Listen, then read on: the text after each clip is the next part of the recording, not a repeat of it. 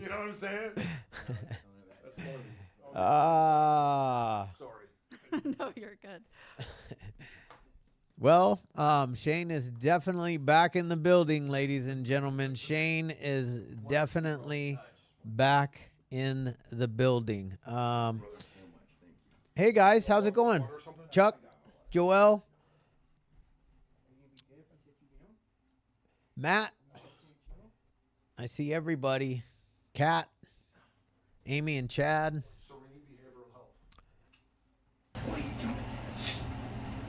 What's up, everybody? Yeah, Coach Serene Kristen. Hey, BH.com. you're in the meeting. 11 days sober. Heck yeah. That's exciting. Can you put the thing over? Hi, Rachel. Victor. Oh, can you unmute Natalie Eva Marie? Yeah, we're not. We're on a network. We need that. People. Natalie Eva Marie is in the house. What are Oh you my God. doing? I know, it's crazy. Right here. I don't know if you want to be seen or not. There's Look at- Catherine. The boys they're join next week because they just got in, they were out with the BHT, and so we're rocking and rolling over here, and now they're eating. So waiting for intake, and Catherine's about to show me how to input all that documentation. So that's where Big Nem is. I'm in Nem Recovery Centers. Right here, right here in beautiful Laguna Beach, California, right? I know. It's a moment.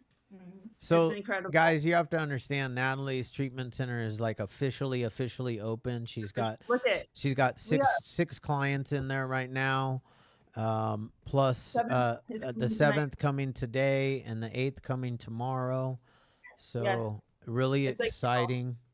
And this one right here is showing me the ropes and showing me how to document all of the things so we don't get in trouble and get fined and shut down and I end up in jail and you have to come bail me out.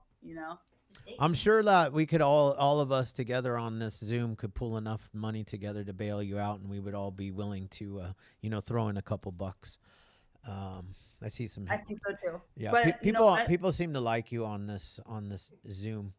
I love this little community. I love everybody that we've all been I feel like talking every day a lot more.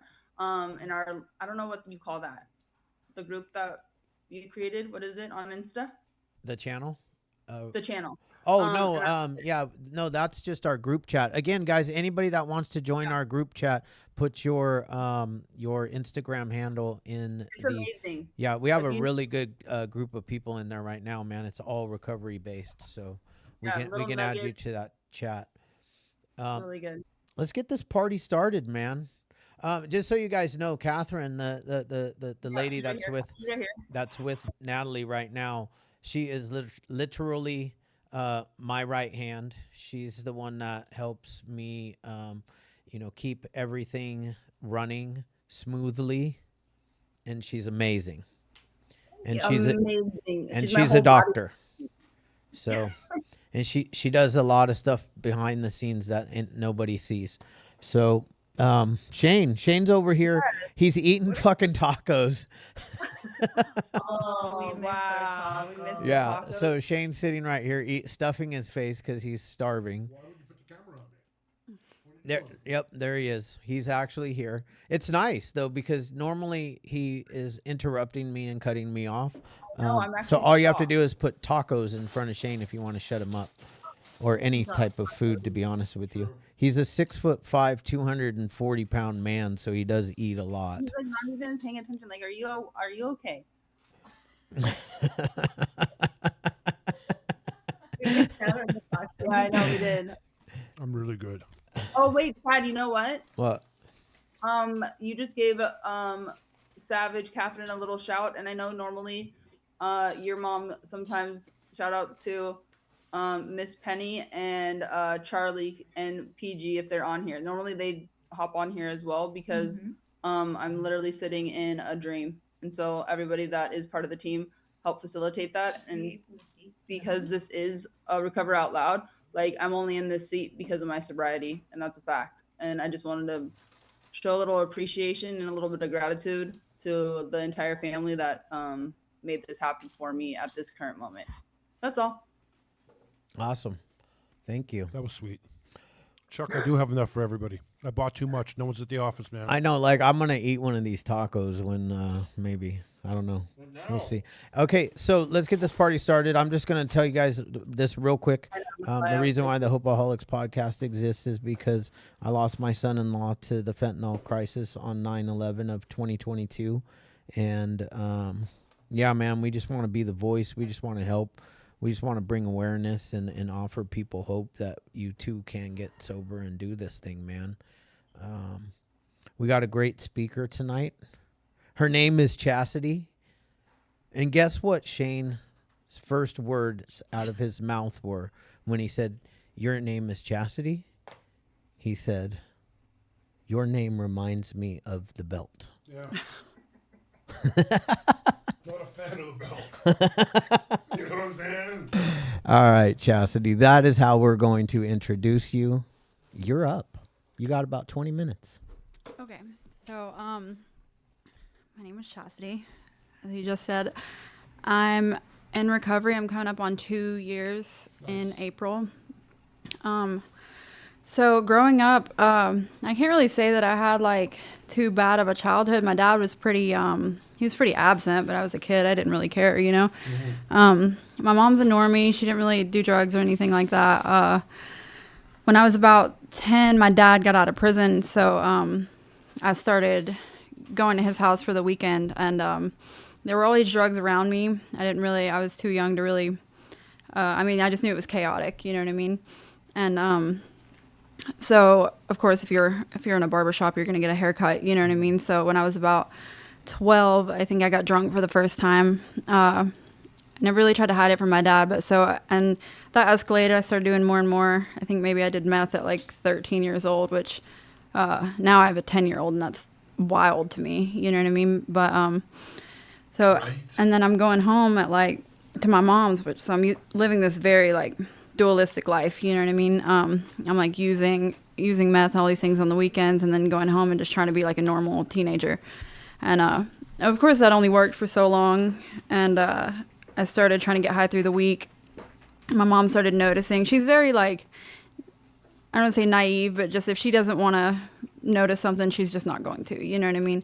But eventually I started like missing school. I started getting in trouble, and I ended up getting a court date for truancy because I'd missed a huge amount of school. And when I went there, the judge said he was going to drug test me because he wanted to see what I was doing if I wasn't in school. And at 13 years old, I failed my drug test for like weed, meth, amphetamine, all these things that were just crazy. And so they sent me off. I spent the next 6 years just in group homes, juveniles, foster homes, all the things, right? And I kept running away. So I ended up aging out of custody.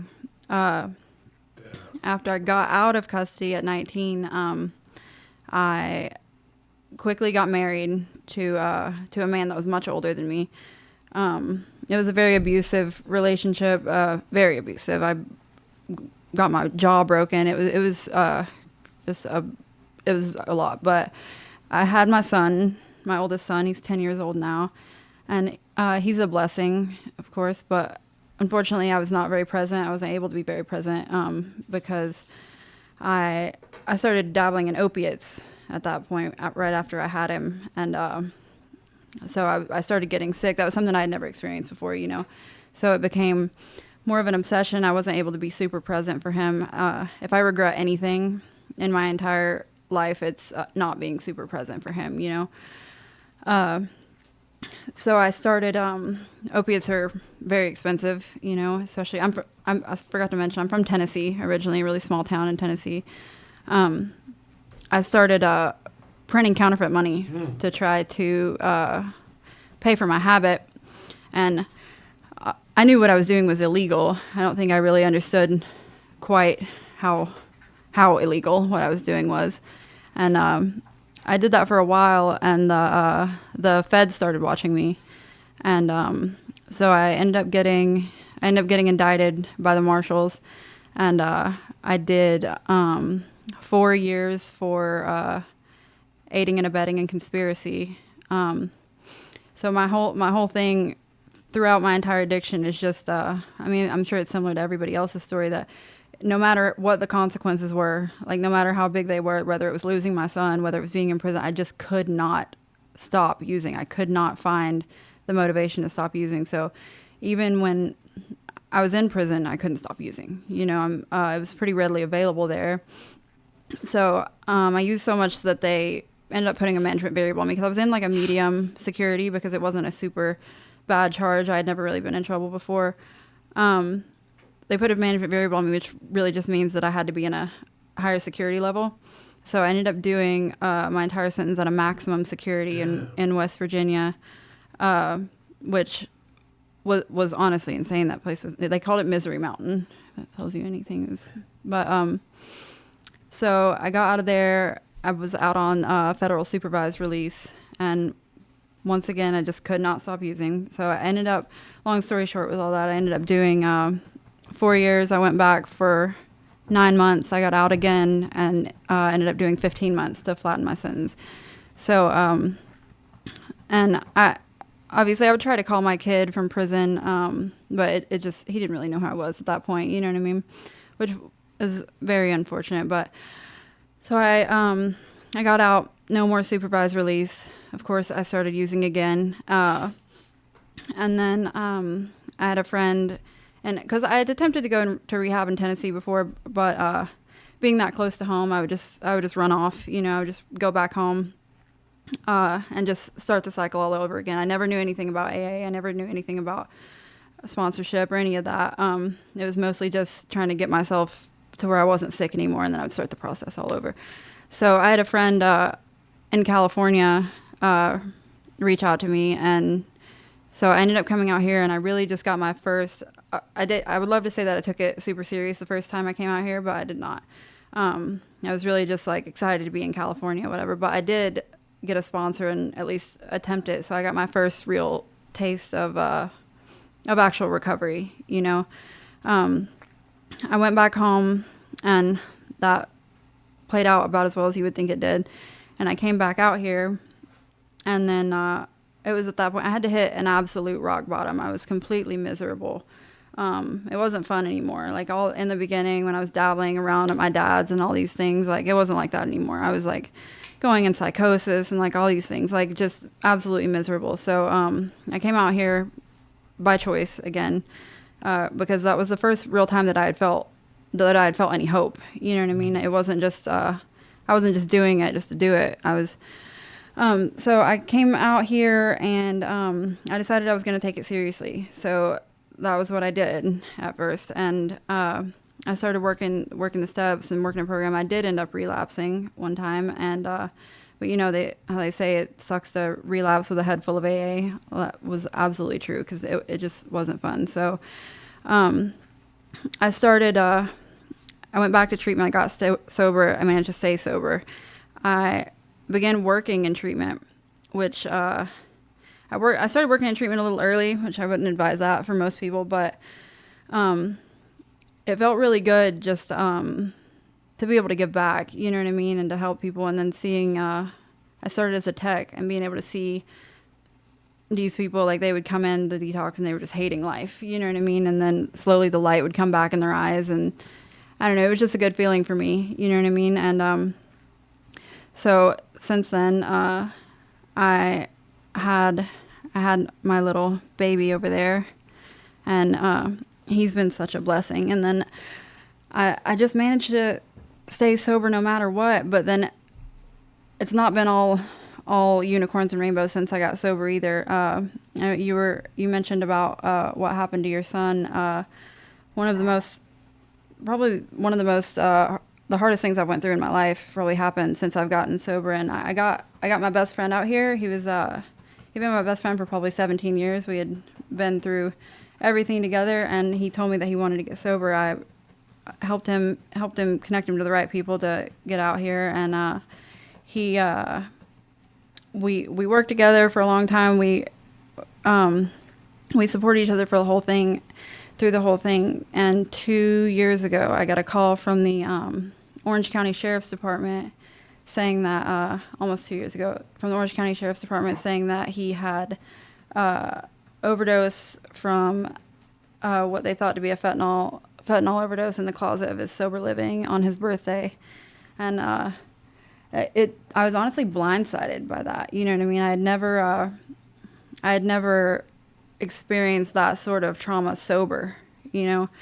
And that was really tough, but I was finally at a point in my life where I didn't think that relapsing was going to be the solution there, you know, because I saw how, well, first I was his emergency contact, so like the sheriff's department hadn't told anyone. They hadn't told his mom, his family, you know what I'm saying, and they asked me to call his mom, and in hindsight, I don't know why I agreed to that, honestly, you know, but just seeing how much that crushed her, you know, I mean, I was crushed, but the pain she felt, I'm sure, was much different, you know, and I realized for all those years what I probably put my mother through, what I probably put my family through, you know, just worried about my life, and so I managed to stay sober. It wasn't super easy because every time in the past that anything bad's happened to me, I've decided to relapse, you know. But I didn't, and now I just try to use that as motivation to just keep going. You know what I mean? Like, he doesn't have a voice anymore, and he loved helping people. And so, anyways, now I work at a treatment center. I've worked there for a while now. I'm executive assistant. I had my son, and of course it'll never replace what I missed out on with my oldest son, but it is pretty cool to be super present for him and everything that he's doing, you know, all his milestones and all the things. And I'm lucky that with my oldest son, he's with his dad's grandparents, and they allow me to have a relationship with him. And so I talk to him on FaceTime every day, and I try to be as present as I can, you know. I don't know if I would ever do anything besides working in treatment. I feel like it's been super rewarding for me. And I get to share my story with other people, and I feel like that really helps them, you know. I am getting married. All these good things have happened in my life. How much time is that? Don't worry about time. You just, whenever you're finished, you're finished. I feel like I'm a little scattered, but No, you're good. You're great. Yeah, so I mean, as corny as it sounds, you know, people kept telling me about the promises and all these things, but and just not getting high no matter what, and that's just what I did because I was so tired of being miserable. You know, I have a sponsor today that I love her so much. She's been so good. When I found out I was pregnant and I was freaking out, I called her before I told my mom. You know what I mean? Yep. Yeah, and I work my steps, and I do things that are entirely out of my comfort zone, like podcasts and things like that. I mean, I feel like I rushed through that, but I think maybe that's all I got. No, that's perfect. That's beautiful. Thank you so much. Yeah, man. Wow. Tough life. Yeah. Just call it what it is. You know, you're in the system since 13, 14, 15 years old. You're talking 10, 12 years in the system. 13 years in the system. It's hard to break that. So good for you, man. Thank you. You know, and you're going to save a lot of lives with that story because you know how every now and then you have a guest on the podcast or on the Recovered Loud that, whoa, they should not have made it. This is one of those things where you are so, you know what I mean? Everything was kind of stacked against you. And here you are, bro. A miracle. A fucking miracle. Do you know what against means? Against? Yeah, that's a Canadian for against. The cards were stacked.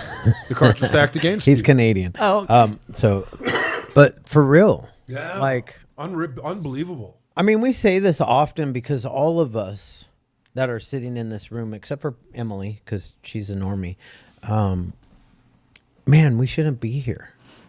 And I could really relate to a lot of stuff, to be honest with you. But about your recovery part, because I love recovery. And, you know, I truly believe that my calling is to work in treatment. That's all I've done since the day I found recovery. And, you know, I feel you. Like, God has given you a special gift to, and who knows where it's going to go from here. You know, like, if you would have told me that my life would be where it is 22 years ago when I took a job driving a van for the treatment center that I went through, I would have been like, I don't know. But it's amazing and it's beautiful, and your story is beautiful, and it's just beginning. Yeah. You know, you guys have a little family that you're building here, a little son that they got. They got. You know, they did a little mohawk on him. He's got some cool, like, you know, Orange County Vans on. You guys, how many of you guys on the Zoom wear Vans? Because out here in Orange County, Southern California, like, we rock Vans, except for Shane. He still stuck in his old school Nikes, but yeah, that's what I'm talking about. But yeah, thank you so much. Yeah, I really appreciate it. Nobody can hear you, Shane. Your microphone's way over there. Yeah, I really appreciate you. Man, I was eating and I don't want to hear everyone hear me. ASMR. Yes. MR. Is that what it is? What's that? ASMR. It's where you. These things. Oh, those things. Is that for sleep? Yeah, I think so. Air Force Ones and Jordan's over here. Joe B. That's right, Joe B. Joe B's from New York. Of course, he wears Air Force Ones and Jordans. Joe B, do you have any, what are those, Timberlands? You rocking any Timberlands? Who's rocking Timberlands out there? I don't wear Air Force Ones for one simple reason. They're way too heavy. I mean, I have a size 15 AAA, so when I put on a pair of boots, I mean, you really hear when I walk, those Air Force Ones are big. Tims and hoodies, yep. Who? Tims and hoodies. Joe B. Oh, Joe yeah. B, of course. The little babies got on the checkerboard Vans. Those are like my favorite. He keeps kicking them off, but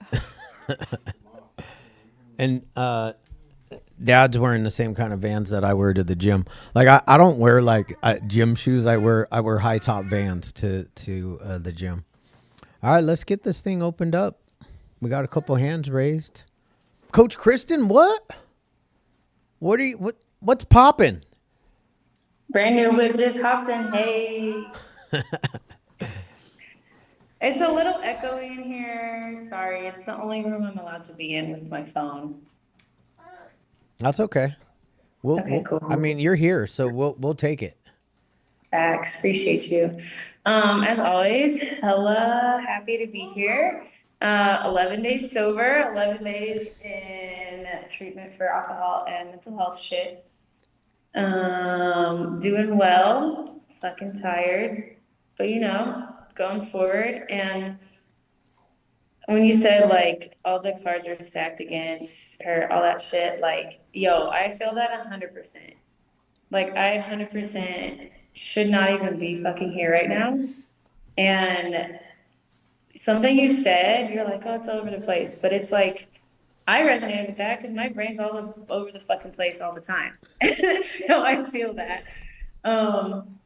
When you're saying like you never experienced that past trauma that you had sober, I felt so strong because when I experienced shit sober, I was like, oh my God, this is awesome. But then I don't know what the fuck happened this last time. I just decided to relapse, and I'm 11 days sober, still working through that shit, but it's like I can still move forward from here. Don't look at the past, you know what I mean? And just keep moving forward and like, you know, being able to stay sober, work on myself and heal, you know? So I just want to say thanks for sharing because, yeah, I resonate a lot with your share. So I just want to say appreciate you. Thank you, Coach Kristen. I'm glad that you're back and you're doing well and you're doing the deal. Wish you were out here in Cali with us, but hey, you know what? It's God's plan, not ours, right? We thought you were coming. I saw it all on email. I was like, what? I was like, no way, this is gonna be awesome. And then Then he showed up on the Zoom last week. But I'm glad that you're here and doing the deal. Who's next? Patrick. Hey guys, how you doing? I'm Pat. I'm an alcoholic and an addict. Hey, Pat. Just really quick, Coach Kristen, congrats on 11 days. I saw a video the other day and it said, "What would you do for $50 million?" A lot of things, right? What would you do if I gave you $50 million, but you don't get to wake up tomorrow? Would you take the money? And the answer is no, right? So every day is worth more than $50 million. Any number, you know. You got to remember that it's just what a gift life is in general, let alone living it sober. And you know, by the grace of God, I'm sober today. I just celebrated my year about a month ago, and the change in my life has just been absolutely, you know, it's unbelievable. It's unbelievable. I have a life. That's unbelievable. I have a family that loves me. I have this incredible support system. Thank you for sharing your story. It was very powerful. I only caught the end of it, but you know how beautiful it is just to be able to, you know, from where you came from to even be able to FaceTime your son. It's like, that's just the beginning of all this, you know. Who knows where that's going to lead? And I'm just very thankful for groups like this and Recover Out Loud. I worked an event about a month or two ago. It was a WWE event. I'm a stagehand, and I had the shirt on. And one of the tag team champions pointed at me. He's like, "Hey, nice shirt, man." So I guess he's hip to the whole thing. But yeah, just thank you, everybody. You know, just help each other, love one another, and everything does get better if you work it. Thanks. Well, Patrick, you do know that Natalie Eva Marie is a WWE superstar. He probably does know who we are, right? That'd be cool. I'm full. Did you hear what the guy said? He's a stagehand for Yeah. for the WWE, Yeah. and he had a shirt on. The Hopeaholics, yeah. Patrick. Looper Joe. Hey guys, how you guys doing? Good. So I just wanted to come on here. I know Shane. Shane, what's up, brother? Hey, bro. I was going to say, I know this cat. I talked to him before. I just wanted to thank you guys, man. I apologize. I was a little late to the meeting this evening. I was running around looking at some properties out here close to the center. But I just wanted to announce today's 32 days sober and clean. Nice. And tomorrow I will be officially discharged from Hope by the Sea. Yeah. So Shane, Chad, you guys are an inspiration. Natalie, I know she's probably not there, but you know, I just want to thank you guys. You guys saved my life. And I just wanted to come on here and show my gratitude, my appreciation.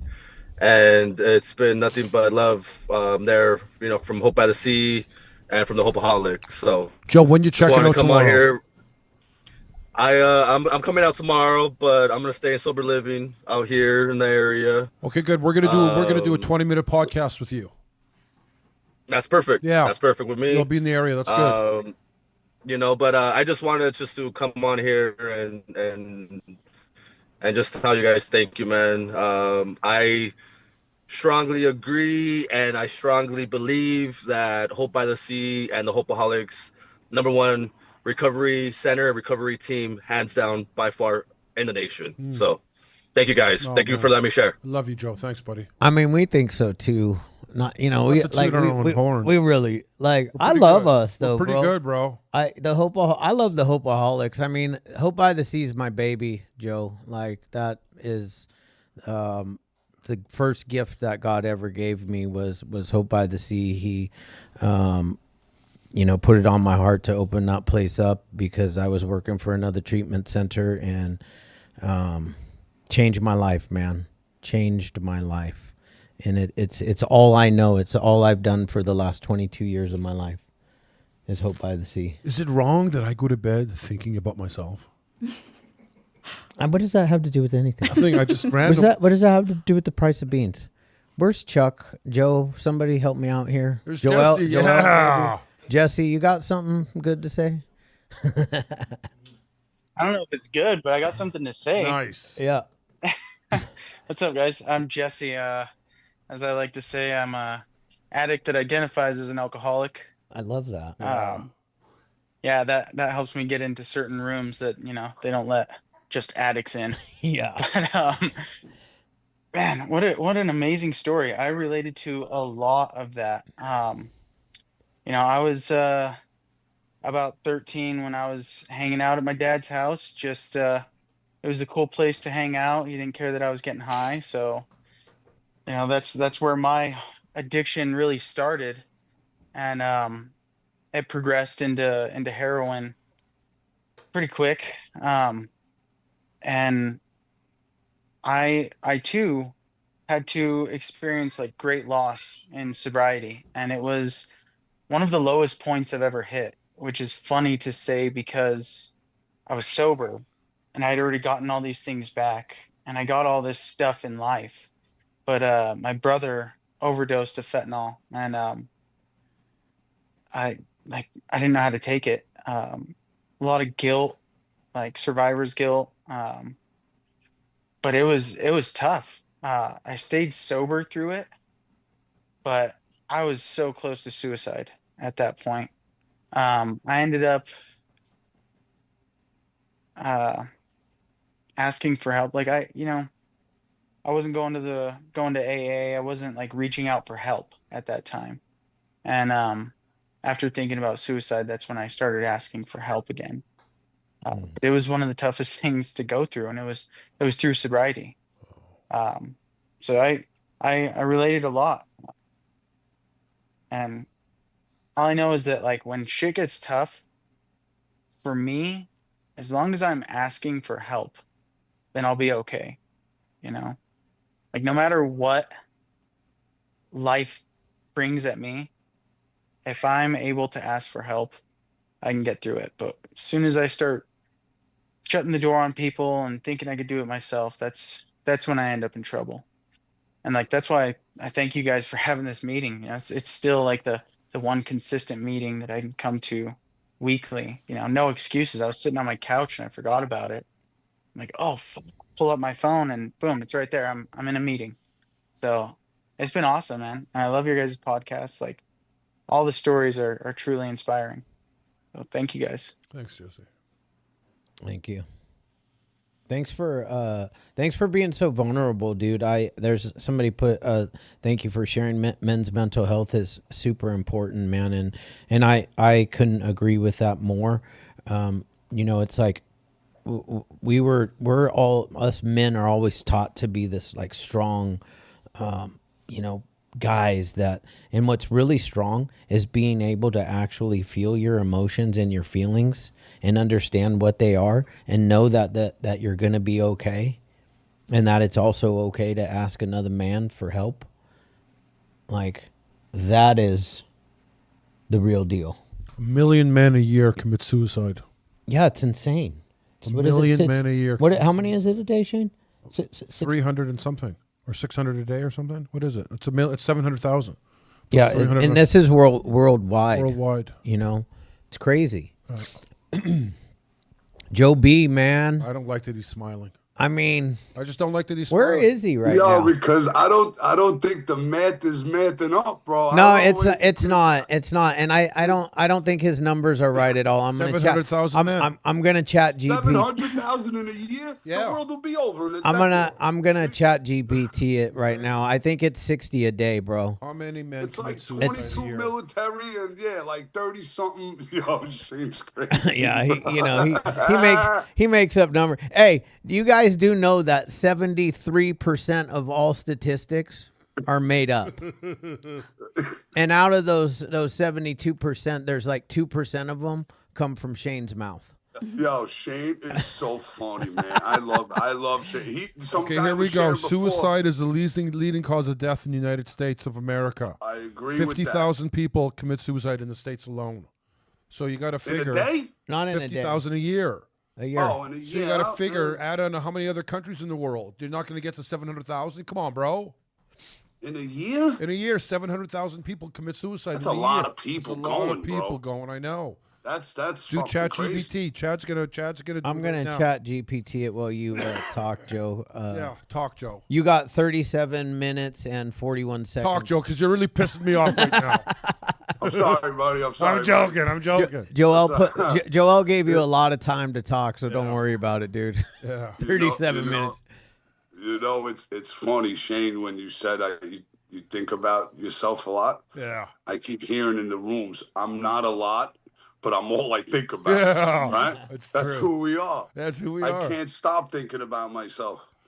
To the speaker, that was really good. You had it tough. I identified with a lot of the, I don't know about for you, but for me, it was a lot of white collar stuff, a lot. And I just played ignorant. Almost I lied to myself like I didn't know it was against the law. I knew everything I was doing. In hindsight, I knew exactly it was against the law. I did it anyway because I had no control of my behavior. My disease was going untreated even before I was picking up. You know, I just struggled with the tough route. I wanted the shortcuts at all times, you know, always. I just wanted more, fast. And I didn't understand. I knew I was like, yo, why can't I be like everyone else? And I just couldn't. So I kind of gave up on myself. But, you know, I got lucky. I wanted to kill myself several times. I couldn't do it. I was hoping the disease did it for me. Hoping I just wouldn't wake up one day. Yet I kept fucking waking up. Mm-hmm. And I was like, damn, I got to do this again. After a while, it just took too much out of me. And I went just like you. I actually chose to go in the last time. You know, I tried to get clean a couple of times for other people. This time I chose to go in. I really believed in step one this time. I really believed in step one. And then after step one, you got to believe in step two and so on. I truly believe, for men especially, don't worry about how you look at times. Don't worry about looking like a pussy. Don't worry about looking soft. I'd rather look soft above ground than hard as fuck underneath it. So I had to learn to share some shit. And the best part about this whole fellowship is every single guy I'm sharing with understands everything I've been through because they're the same. Yo, we're all the same. Our brains are fucked, but it's a beautiful type of fuck. It's like a Rubik's Cube, and once you figure it out, which I've never figured it out yet, but I'm hoping one day I can accomplish that task. But once you figure it out, it's a beautiful work of art. And that's what we are. So be patient, be easy on yourself, pick up that phone, go to God. Matthew's my dude. Kristen, I've been reading the Bible and highlighting Matthew, and it's just awesome. And, you know, everyone's going to be all right day at a time. You know, the most common phrase in the Bible is don't be afraid. And they say that 360-something times. So there's got to be some truth to it. 365. See, the math is math in chat. I rely on chat for the accurate math. Sorry, Shane, quiet down. Sorry, bro. Joe, before you go, I have to. I hate to admit this. I really do. Well, I chat GPT'd it. It is the World Health Organization. Over 700,000 people die by suicide each year globally. That is 1,920 deaths per day. There you go. In many countries. And I hate to, I hate this, but I have to admit when I'm wrong. I got those stats. And even worse than that, I have to, I hate. We got to make amends to Shane right now, right? I have to admit that he was right. And that is like the one thing that I like to prove. He's the one person in my life that every day I just, you know, try to prove him wrong. I feel it every day. So I come to the office for the challenge every day. Emily said me too. She said me too. So poor Shane, man. You guys have no idea how, like, you know, how much shit Shane gets in a day on a daily basis. But you guys also don't feel sorry for him because the amount of shit. Send money. that he gives us on a daily basis is like, it's equal. Venmo. My last name is Earn, EARN. I take Venmo. Shane Earn. Shane earns other people's money. Yeah, That's what it should be. There you go. That's There you go. that's about you hit the nail. The head, bro. And there's no nail. It's No? the head of the nail. You hit the nail. Who are you? I don't know. I'm bad at All those right, kind of things. Monique. All right, Joe. We got Monique. We got Monique Joe. looks happy. Yeah. She's smiling. She smiled because we were funny. That's why. Hey guys. Hi, Monique. Yeah, I'm Monique Lewis. I'm originally from Orange County, North Orange County. Nice. Born and raised, but moved out to like Temecula area. Beautiful horse country. Yeah, kind of about 5 years ago. I'm not there. I'm in Lake Elsinore, but if I say Temecula, people kind of know where that's at versus Lake Elsinore. But it's still a beautiful area. It is. So anyways, I just wanted to come on here. I've been watching, I follow your guys' podcast. And I see everything that's going on, right? And I've never been a huge part of the sober community. I was using methamphetamines intravenously for many, many years. And I grew up in corporate America. And so it was really kind of shameful, right? To be able to tell people like my story, or to even, let them know like, hey, I'm sober, right? So I didn't like after I was clean and sober for almost 10 years. And then, shit hit the fan. And so I'm not going to get into so much like what happened, right? I feel like my husband's story is his to tell, not mine. But we quickly fell down that rabbit hole together, and I can relate to what the speaker was saying. And thank you all of you guys for sharing and being so vulnerable and making this a safe place for us to share with each other with zero judgment. That is, to me, is super important. But being in like the psychosis, right, and doing the things of like, that you're not supposed to do, but you have to do them because you want your next fix, right? And so, yeah, jail, crime, bail, crime, all the things, right? It took me 4 years to fight for my daughter. So when I relapsed after 9 years of being clean, I didn't even want to use, right? I was like, what am I doing? Like, this was horrible. And so since then, though, it's almost been a year. I want to put myself in these rooms because I feel like it's important. It's super, super important for my sobriety, right? And so I work really hard to stay sober from alcohol. I like to say like, oh, last time I drank was 6 months ago versus, oh man, I drank and I have to kind of start all over again, right? Maybe that's a part of me that needs to be more truthful with myself. I don't know yet, right? But I've never really worked a program. But I know that for sure, like I need to be in these rooms with people. And so people that can relate and people that can be supportive. So I just want to say thank you to everybody who shared and for allowing me to be here today. And obviously it's by God's grace that I'm still here because, as everybody else, we all have like a crazy story, right? But God wants to use us for a bigger purpose. And so that's the kind of journey that I'm on right now, is allowing the Lord to lead me every single day. So thank you guys again. Thank you. Oh, thank you. And thanks nice. for sharing, Monique. Yeah. Very nice. And keep coming back. Join us. We're here every Tuesday night. Emily number 2.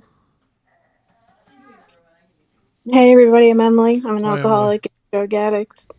I wasn't planning on coming on a meeting tonight, and I got the little Instagram reminder, and it said the Hopeaholics is on live. It mentioned you, so I clicked on it and went a little bit further and came on the Zoom meeting. So I guess I'm meant to be here. Nice. I'm emotional today. It's been 12 days since I haven't touched a drink, and I'm not a stranger to this program at all.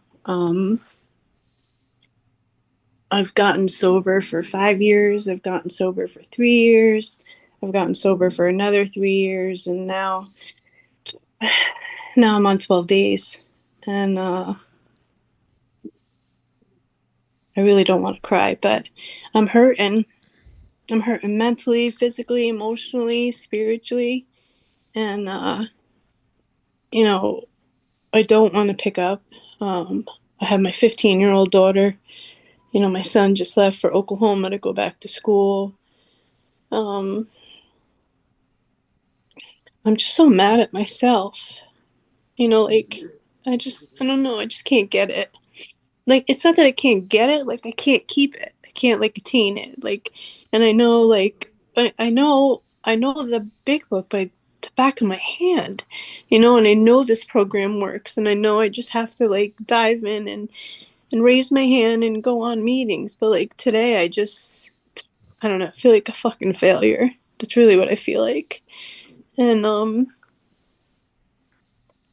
like, if we drink for reasons, we'll always get drunk. Fuck. I mean, I feel like I have a lot of reasons. I feel like everything is just kind of crazy and upside down. But, you know, when someone mentioned going into like a facility, you know, for a little while, like I've done that too. And I'm 48 years old, you know, and I just don't want this path anymore for myself. I really don't. And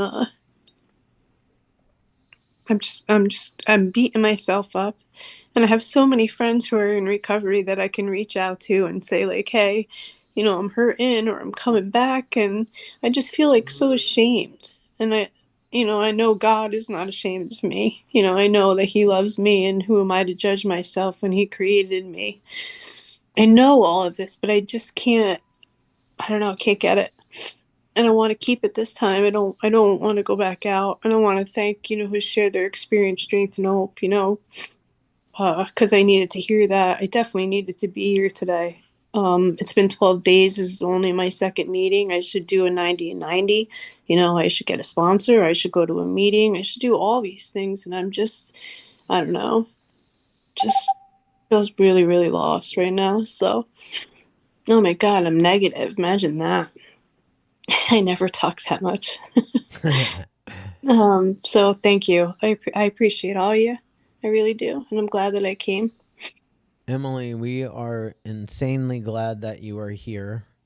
Thank you for coming and being vulnerable. If you need anything at all, you reach out to us. Our phone number, we have a phone number that you can talk to. Shane answers it most of the time, but we can connect you with, you know, amazing women as well to help you. And I'm loving but very strict. Yeah. You know what I'm you saying? can do this though. You did this. Yeah. You're here today. Yeah, man. And you know, if it's 90 and 90 and you did, and today is the first day of the 90 and 90, you just showed up to a meeting and you shared. There you go. How about that? That's a win. That's a win. We want to stack wins. Yeah. Right, guys? There you go. We're stacking wins. So when you wake up, when you go to bed tonight sober, yeah, that's another win. That's another win. And when you wake up tomorrow morning, you call me in the morning and you say hello, and then you go to a meeting tomorrow morning. Yep. That's it. Give me a call first thing when you wake up. Send me a text message. I'll respond. We'll become friends. Maybe. It's beautiful, Emily. Yeah. We're proud of you. Yeah. We're right here. Now our Emily is putting our phone number in the chat. That's our personal phone number right there. That's for the Hopeaholics. You can text, call. I answer. Yep. Shane answers. I answer. You know what to do.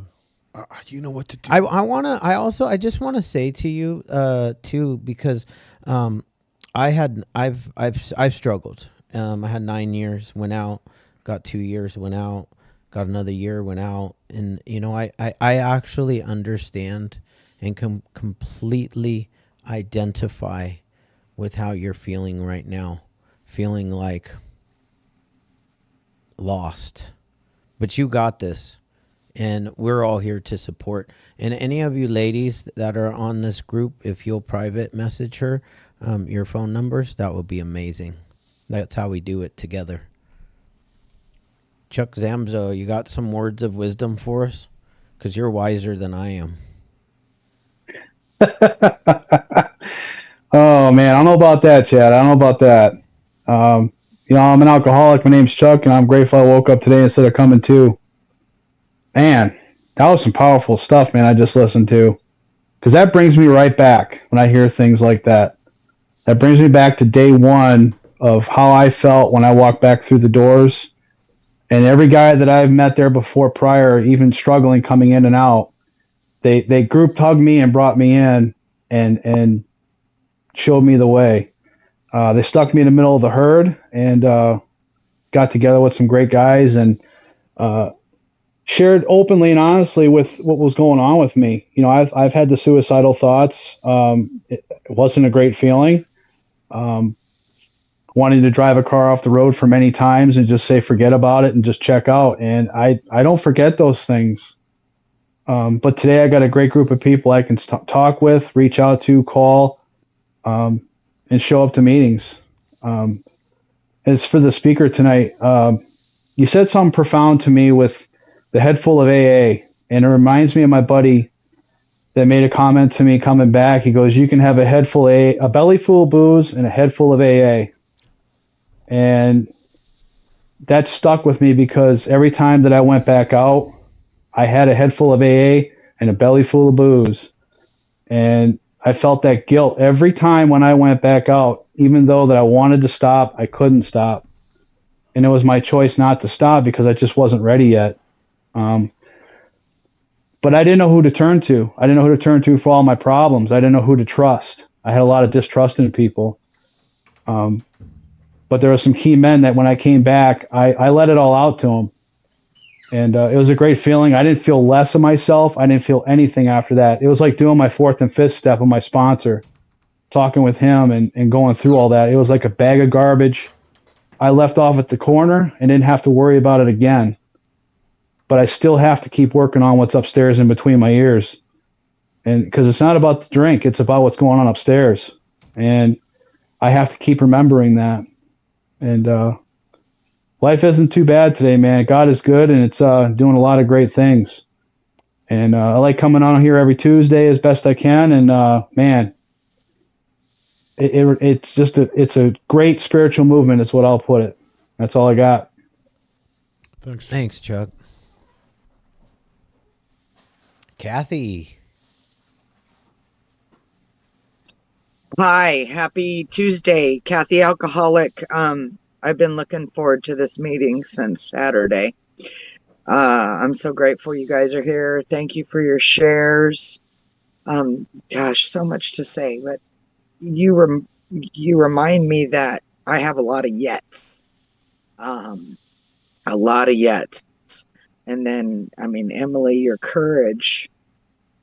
I worry that if I went out, I don't know that I would have that kind of courage. I came back once and that was pretty hard. I mean, I know that I would receive a warm welcome. It's the ego. So, a lot to be grateful for today. In 6 days, I'll have 15 and a half years. And, our dad passed away Saturday morning, and I just want to stay really close to the program. I'm handling it a little bit better than I thought, and I'm going to say that's because I'm here right now, and just because of what AA and these meetings have given me, and I'm going to get closer. I mean, where I live in Northern California, we don't have a lot of meetings, and I'm going to relocate back down to Southern California where I grew up. And right at the end of the road, they have a couple meetings every day. And so I'm just going to dive back in to getting involved and being of service. And I just love this. I love coming on here. I love listening to you guys. It's an honor to be a part of what you're doing, and you're changing lives and saving so many lives. It's like, I mean, my dad got sober when he was 52. He was 83 when he passed away, and he wasn't close to the program. However, he did attend a couple meetings with me before. And he got to see how much it means to me. He's just die hard. I don't need anybody.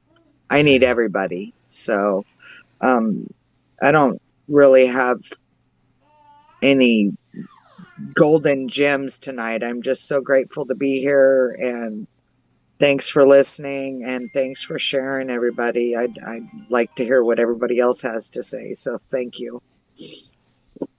Oh, thank you, Kathy. Death is not easy. And sorry for your loss. Yeah, death no, is not easy, bro. It's not. No. Jesus, my parents are, in their 80s. Your dad's old. My dad is 89. My dad's 84. I saw him today. Fuck. Yeah. I mean, you got to think. I see my parents, once or twice a year. They're in their 80s. I'm going to see them another 5 times, 6 times before they fucking die. That's the reality of it. Yes, it is. So make the best of it, my friend. Love them to death. I am. You see your mom every day on FaceTime, dude. her. I can't. Shane's mom FaceTimes him every day from Canada. Yeah. Oh, yeah. Who's this with the little pictures? Emily. Laurel. Okay. Hey. Laurel is a real person. Yes. Hello, L'Oreal here. L'Oreal. Grateful recovery addict. This is like my 4th time attending this meeting. I think in the last 4 weeks. I think I'm hitting them in a row. Nice. So thank you very much. The notifications on the Instagram, that's really a plus because it reminds us, I'm in the middle of cooking dinner and that's why my camera's off, but I'm listening. And I just want to thank everybody for each one of their shares. And I too can relate to a lot of the stories that were talked about, experiences, and I too work in the field, and I have recently, since December of 22, my mom passed away 2 weeks later. My brother passed away in August, my grandma, and in November, my dad. And the one thing I could hold on to is that I made them proud before they left here. Nice. And I just want to say that to Kathy is, those memories we have of them going to those meetings, remembering that feeling that was inside of them and how much, I'm sure they put them in tears when he seen your willingness and everything my family did. And I was blessed, working in the field. You can't, it's not your recovery. You can't make it all your recovery, but let me tell you, there's things that I never experienced that I experienced with my clients, with them sharing their experience. And I remember helping them through their grief and helping them through, their negative thoughts. I got fired during this time, and I promised my mom I would never leave my place of employment because she was so grateful for my life changing there. And so it was really, I felt like I let her down. And 2 weeks later is when my dad started falling and needing assistance. So I think it was God doing for me what I couldn't do for myself. My employers were telling me if I quit or if I took a leave of absence that I would relapse. So I didn't. And I just worked, and I brought my work home because at work I was worrying about my dad. And so I think it all happened for a reason. And, tomorrow is my first day. I'm going back to work. And, you can get through this. Just remember that step 1, powerlessness. It works in all aspects of our life. We are powerless for what's behind us now, but we can continue to make them proud and live on, their legacy and break them generational curses for our children and our grandchildren. Yep. So thank you very much for you guys being here. Oh, thank you. Thanks, L'Oreal. L'Oreal, where are you from? Unmute her. L'Oreal, where are you from? I'm from Tulare County. Where's that? In between Fresno and Bakersfield. Oh, that's where Emily's from. I thought I felt some connection here. That's why I asked. Well, yes. I actually seen a lot of my coworkers got to meet you guys this year during the Recovery Happens in Sacramento. Oh, nice. I worked for Central Valley Recovery Services. Nice. Oh, that's awesome. With the adolescent. Yeah, we got to meet so many people. It was such a cool event. Yeah. Yeah, thank you so much. Hi, Donna. My wife's here. She's the bunny. If you see the bunny, that's my wife. Yeah. All right, it's 8:01. What are we doing? We are going to have everybody turn their cameras on so we can get this party ended. because I don't know if Chastity knows this, but I don't feel like going yet. You don't? Isn't that weird? I don't feel like I haven't. My wife's out of town. She's in New York. What? I gotta go home for the kids. Don't you have to pick one of your kids up in those like an little hour? bastards. Draining every last. So we're the only meeting. The only one in the history. In history of the world that does what we're about to Yeah, do. man, So no one everybody, does this. get your cameras on. Turn them on. Yep, I'm seeing a lot of cameras. I'm seeing a of lot of cameras. people. I see a Everybody lot get of their hands up in the air. You got to put your hands up in the air, Chastity. Here we go. Here we go.